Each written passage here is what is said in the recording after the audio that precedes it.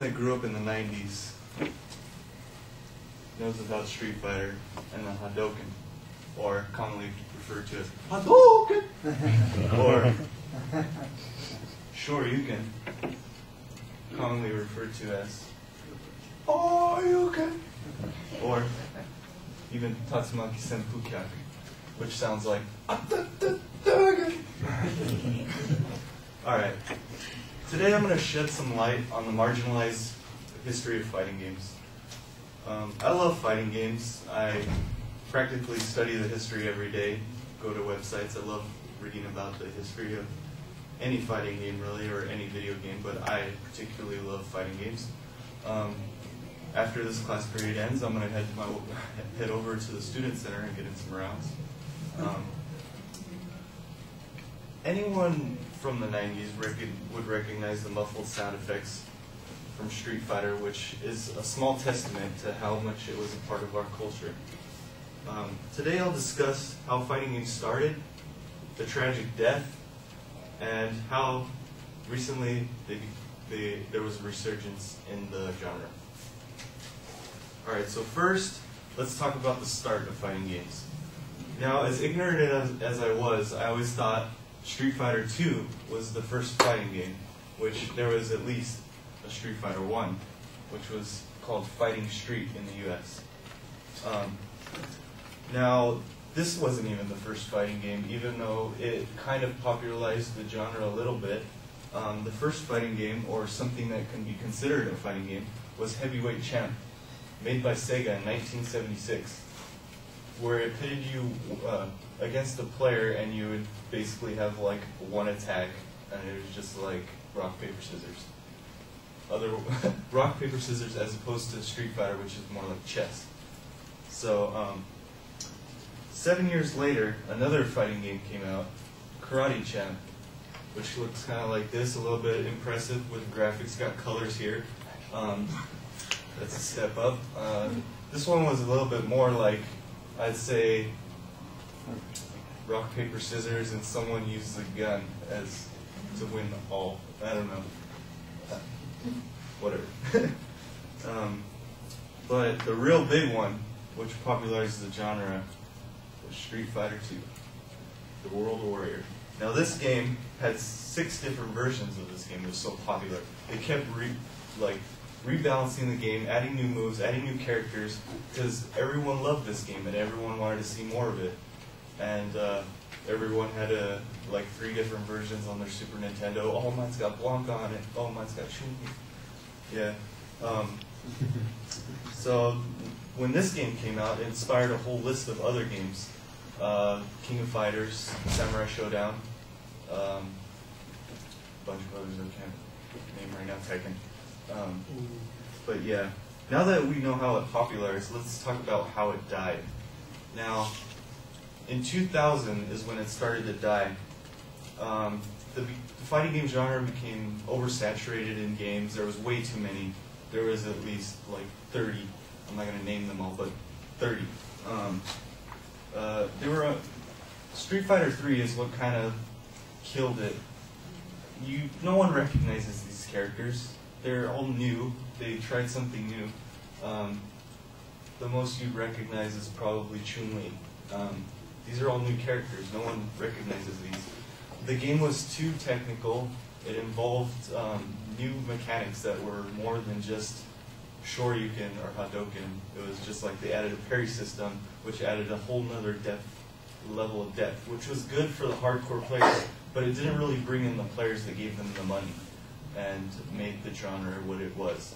And at the time, first-person shooters had just come out and become, or they didn't come out, they'd been around for a long time, but they came to the mainstream with Halo, and everyone was into that. So now that we know how they popularized, or now that they know how they died, let's talk about the resurgence in 2009. Lastly, without further ado, I introduce you to fighting game. In 2009, Street Fighter 4 came out.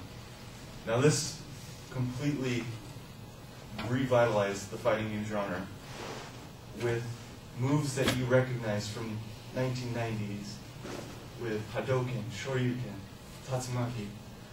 it completely, it was more of a nostalgia factor rather than giving something to the hardcore player.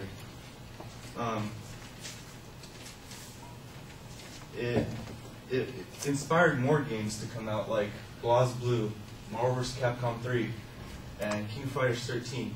It created another fighting game boom, and people are speculating that it might die off again, but I think it's for the long haul this time, because now that we have more technology, more fighting game tournaments, and the technology to stream events, we now have more players than ever before. We have thousands of players all across the United States and in Japan. We stream events every day almost, and weekly there's tournaments. I am part of the fighting game community. I'm someone they would call an 09er because I came into the fighting game community when Street Fighter 4 came out. So today I talked to you about the history, when they became popular, when they died off, and when they were reborn. So the next time you blow off the dust on that SNES cartridge, SNES cartridge, or pop a quarter into the Street Fighter 2 arcade cabinet, hopefully you remember a little bit of the speech. Thank you.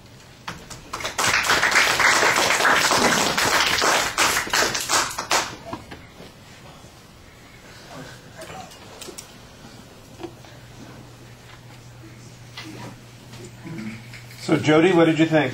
I thought we had a good topic, and I liked his introductions, and his transitions were good, and his ending when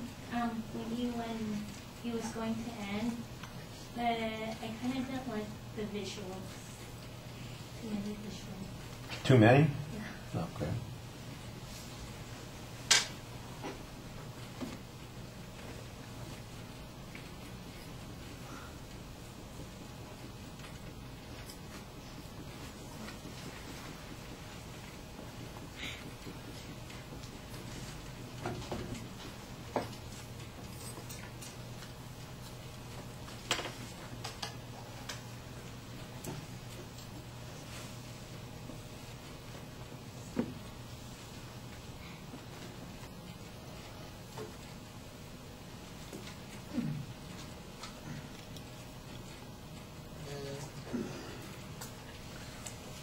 All right, well, there's a lot about the speech that I think works really well. You've got a nice audience grabbing attention device there, something that people from your generation would probably recognize. You've got a good statement of what your goal is. You've got a pretty solid preview of what the contents is going to be, so I like that.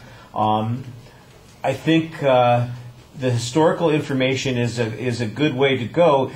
Since you're doing all this reading and the information is coming from somewhere, we ought to get those citations someplace in the presentation, and we don't.